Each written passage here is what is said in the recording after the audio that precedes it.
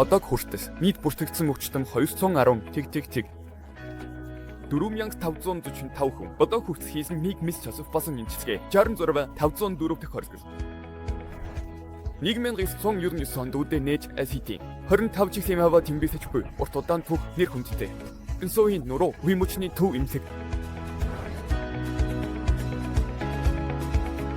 Энэ нэрийг сайн санах шалтгаан бий.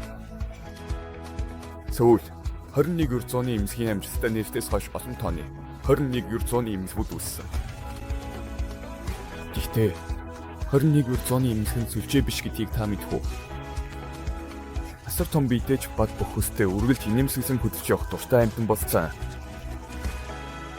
Нуруу үе мөчний эрүүл мэндийн эцсийг бат бөх цаанд үсээр илэрхийлсэн 21-р зууны эмнэлгийн эсрэг маркийг заавал шалгаж байж цацаатай эмчилгээ авах боломжтой.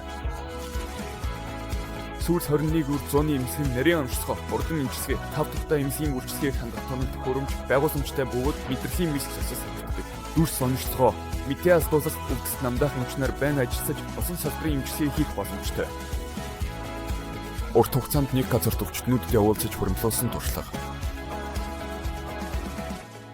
Анхнаасаа нуруу нухсны эмнэлгээрээ алдартай гэдгийг та бүхэн мэдэж байгаа байх.